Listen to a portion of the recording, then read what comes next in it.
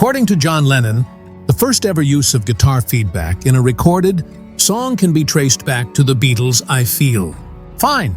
Lennon often pointed to this track as a groundbreaking moment, not just for the band, but for rock music itself, claiming that he and George Harrison had unintentionally created something revolutionary. After the Beatles' breakup, Lennon frequently highlighted the song's opening as the first deliberate example of guitar feedback ever captured on record. He would later describe I Feel Fine as a quintessential Beatles track, crafted with their signature melodic flair. The song's release became an instant success, topping charts in both the United Kingdom and the United States. Throughout the 1970s, Lennon repeatedly asserted that I Feel Fine marked the birth of recorded feedback. In one interview, he emphasized that the sound heard at the very beginning was the first instance of feedback ever used intentionally in music.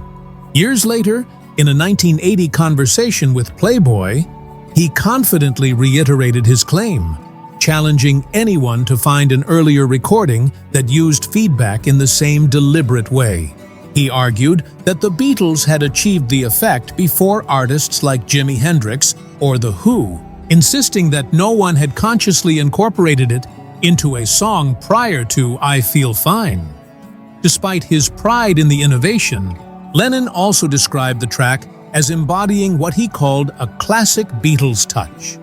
He explained that he and Harrison played the same riff simultaneously, creating the rhythmic energy that listeners found irresistible. To him, the middle section of the song stood out as the most melodically engaging, an example of the band's knack for crafting catchy and distinctive musical moments. Nearly a decade after Lennon's death, Paul McCartney confirmed his late bandmate's account. Reflecting on the session in 1994, McCartney explained that the feedback was born out of pure accident. Lennon had been using a semi-acoustic Gibson guitar with a pickup, and just as the band was about to leave the studio, he leaned the guitar against the amplifier. The resulting hum caught everyone's attention. The group, along with producer George Martin, was fascinated by the strange, almost mystical sound. Instead of discarding it, Martin encouraged them to use it, suggesting they edit it onto the start of the track.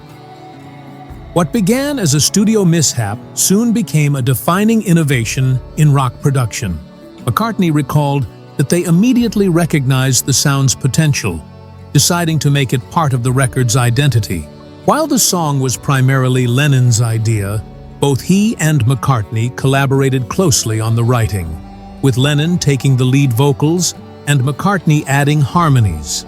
That spontaneous moment of feedback would go on to influence generations of musicians, marking a small accident that changed the course of popular music.